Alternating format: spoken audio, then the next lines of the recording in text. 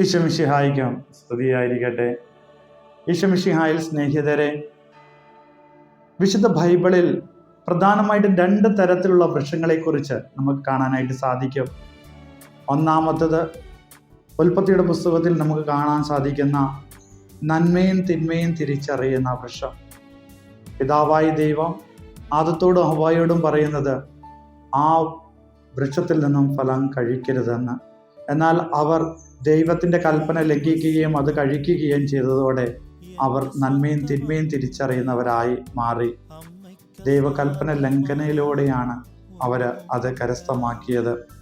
അതിനാൽ അടുത്ത വൃക്ഷത്തെക്കുറിച്ച് ഉൽപ്പത്തിയുടെ പുസ്തകം തന്നെ അതിൻ്റെ 3-ാം അധ്യായത്തില് 22-ാം വാക്യത്തില് നാം ഇപ്രകാരം വായിക്കുന്നു: അനന്തരം അവിടുന്ന് പറഞ്ഞു, മനുഷ്യനിതാ നന്മയും തിന്മയും അറിഞ്ഞു നമ്മളിൽ ഒരുവനെ പോലെ ആയിരിക്കുന്നു.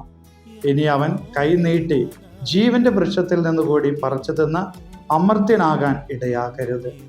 പ്രിയപ്പെട്ടവരെ, കൈ നീട്ടി ജീവന്റെ വൃക്ഷത്തിൽ നിന്നോ ഫലം പറിച്ച് കഴിച്ച് അമർത്യരാകുവാൻ ഇടയാക്കരുത്. കാരണം അവൻ ദൈവകൽപ്പനയുടെ ലംഘനത്തിലൂടെയാണ് ഈ അറിവ് നേടിയിരിക്കുന്നത്. ദൈവകൽപ്പനകൾ പാലിച്ചുകൊണ്ടല്ല.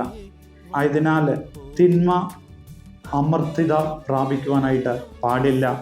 അത് വലിയ പ്രശ്നങ്ങൾ സൃഷ്ടിക്കും. പ്രിയപ്പെട്ടവരെ, വീണ്ടും ഈ നിത്യ ഫലം അല്ലെങ്കിൽ നിത്യജീവനേകുന്ന ഫലം നമുക്ക് കാണാനായിട്ട് സാധിക്കുന്നത് നിത്യജീവനേകുന്ന വൃക്ഷം. അത് വെളിപാടിൻ്റെ പുസ്തകം അതിൻ്റെ 3-ാം അധ്യായം അതിൻ്റെ 22-ാം അധ്യായം 2 മുതലുള്ള തിരുവചനങ്ങളിൽ നമ്മൾ പ്രകാരം വായിക്കുന്നു: നഗര വീതിയുടെ മധ്യത്തിൽ നദിയുടെ വശങ്ങളിലുമായി 12 തരം ഫലം കായ്ക്കുന്ന ജീവന്റെ വൃക്ഷം നിൽക്കുന്നു. അത് മാസം തോറും ഫലം തരുന്നു. ആ വൃക്ഷത്തിന്റെ ഇലകൾ ജനതകളുടെ രോഗശാന്തിക്ക് വേണ്ടിയുള്ളവയാണ്. പ്രിയപ്പെട്ടവരെ, ഇവിടെ 12 ഫലങ്ങൾ കായ്ക്കുന്ന ജീവന്റെ വൃക്ഷത്തെക്കുറിച്ചാണ്. ഈ 12 ഫലങ്ങൾ നൽകുന്ന ജീവന്റെ വൃക്ഷമാരാണ്? അത് യേശുനാഥനാണ്, ക്രിസ്തുവാണ്.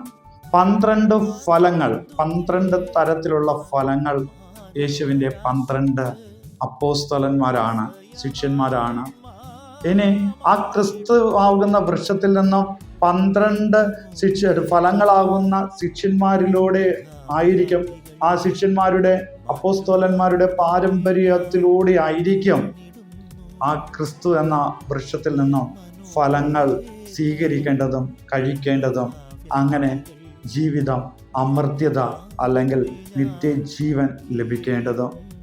ആയതിനാൽ പ്രിയപ്പെട്ടവരെ, നമുക്ക് വളരെ ശക്തവും വ്യക്തമായിട്ട് പ്രാർത്ഥിക്കാം. ക്രിസ്തുവാകുന്ന വൃക്ഷത്തിൽ നിന്നും അപ്പോസ്തോലിക പാരമ്പര്യ വിശ്വാസമാകുന്ന ഫലം കഴിച്ചുകൊണ്ട് അമർത്യത പ്രാപിക്കുവാനായി ദൈവം നമ്മളെല്ലാവരെയും സമൃദ്ധമായി അനുഗ്രഹിക്കട്ടെ.